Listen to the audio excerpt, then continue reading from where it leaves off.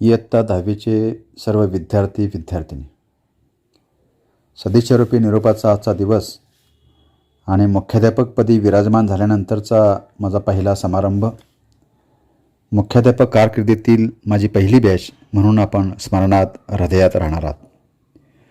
निरोप या शब्दाबरोबर हृदयात कालवाकालव सुरू होते आणि अशा काहीशा गंभीर प्रसंगी आपल्यासमोर बोलताना काय सांगू आणि काय नको असे होऊन जाते. तरी पण आपल्याला निरोप द्यायचा, सदिच्छा द्यायच्या, म्हणजे आपल्या भावी आयुष्यात यश लाभो ही सदिच्छा व्यक्त करायची, यथामथी मार्गदर्शन करायचे आणि केवळ वयाने मोठा म्हणून आशीर्वाद द्यायचा. आणि तेवढ्यासाठीच मी आपणास समोर उभा आहे. आपण जीवनाची काही वर्षे या शाळेत घालवली.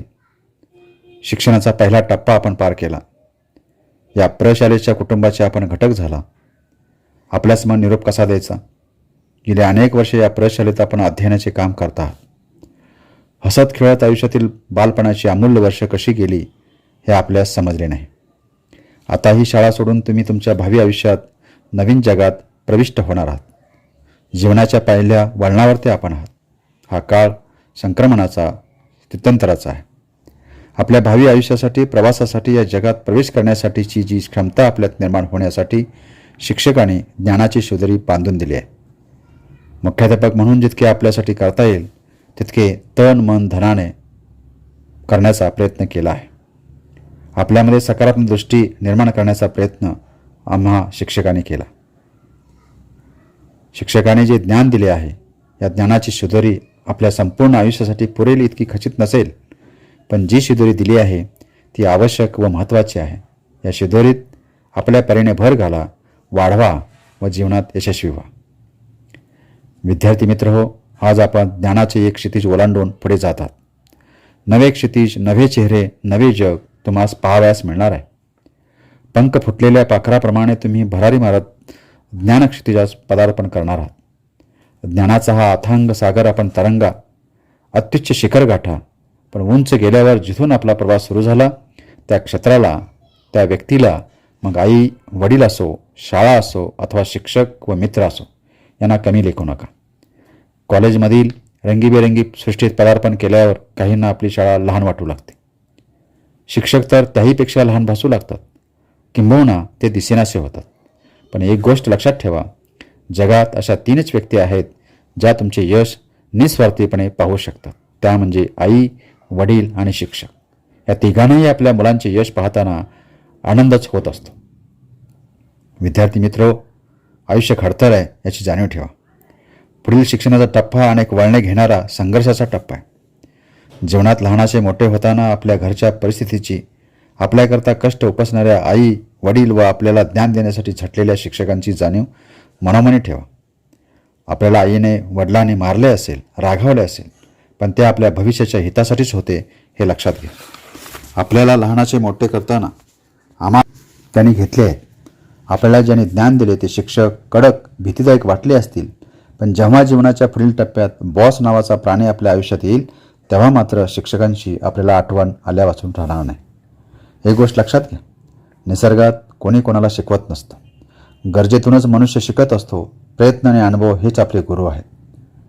असं म्हणतात, नेचर इज अ टीचर. निसर्ग हाच खरा शिक्षक आहे. शिक्षक फक्त आपले भरकटलेपण दाखवण्याचे कार्य करतात. यशाचा मार्ग मात्र आपल्याला मार्गक्रमण करायचा असतो. याची जाणीव आपल्यात असू द्या. तुम्ही मोठे व्हा. स्वतःचे, आईवडिलांचे, शिक्षकांचे, शाळेचे, गावाचे नाव चांगल्या कार्याने मोठे करा. येणाऱ्या परीक्षेत आपल्याला यश निश्चित आहे. ही परीक्षा म्हणजे संकट समजू नका.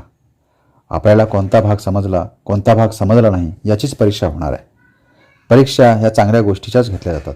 जसे शेतकरी चांगले पीक येण्यासाठी मातीचे परीक्षण करतो. सोन्याला सोने खरे आहे की नाही हे तपासण्यासाठी अग्नीची परीक्षा द्यावी लागते. तसे आपणही सर्व चांगले आहात म्हणूनच आपली परीक्षा घ्यावायची आहे. या देशाचे उज्ज्वल भविष्य तुम्ही आहात. हा देश आपल्याला सामर्थ्यवान घडवायचा असेल तर आपणही चांगल्या मार्गाने यश संपादन करायचे. परीक्षा देताना कोणत्याही प्रकारचा गैरप्रकार करू नका. गैरप्रकार करताना आपण सापडलात तर आपली शाळेची, शिक्षकांची, आईवडिलांची मानहानी होईल. आपल्याकडे पाहताना समाजाची मानसिकता वेगळी असेल. आपल्या सामाजिक प्रतिष्ठेला गालबोट लागेल. परीक्षेत काहींना यश मिळेल, काहींना अपयश, पण अपयशाने खचू नका. अपयश आले म्हणून जर आपण खचलात तर त्याचा परिणाम तुमच्या मनावरती होतो, हे लक्षात घ्या. शास्त्रज्ञांना अनेक चांगले शोध लावण्यासाठी अनेक वेळा अपयशाला सामोरे जावे लागले. अपयश आले म्हणून आपण थांबलात तर संपलात. जीवनात सर्वप्रथम अपयशी झालेली माणसेच पुढे प्रगतीपथावर गेलेली आपल्याला पाहायला मिळतात. अपयशाने अनुभवात चांगली भर पडते आणि पुढील चुका कमी होतात. जीवनात लहानाचे मोठे होताना जीवन यशस्वी होण्यासाठी अपयशाने खस्ता कामा नयेत असे वाटायचे असेल तर परिपूर्णतेचा, यशस्वीतेचा अट्टहास ठेवू नका. हवे ते मिळालेच पाहिजे ही गोष्ट सोडा. टोकाची अपराधी भावना बाळगू नका. अपयश येऊ नये यासाठी स्वतःचे व्हिजन आणि मिशन निश्चित करा. हे करताना त्यामध्ये स्मार्टपणा असला पाहिजे. हे ध्येय गाठण्यासाठी प्रयत्नांची पराकाष्ठा करा. प्रयत्न केल्यावर अशक्य असे काहीच नाही. असाध्य ते साध्य करिता सायास, तेव्हा सायासाशिवाय, प्रयत्नाशिवाय काही प्राप्त होणार नाही. नाहीतर भरकटलेल्या जहाजासारखी आपली अवस्था होईल. जीवनात प्रामाणिकपणा, कष्टाळूपणा सोडू नका. सद्गुणांना पारखे होऊ नका. भ्रष्टाचार टाळा. खोटे बोलणे टाळा.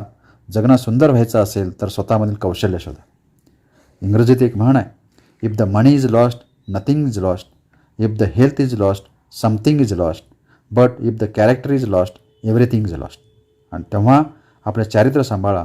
एवढं सगळं केलं की जीवनात आनंदाशिवाय काही राहणार नाही. चांगल्या लोकांना भेटा. चरित्र वाङ्मय हेच महत्त्वाचं वाङ्मय आहे असं मला वाटतं. वाचनाची सवय लावा. जीवनात येणाऱ्या आव्हानांना सामोरे जा. जबाबदारीचे, कर्तव्याचे आव्हान जो स्वीकारतो तो यशस्वी होतो.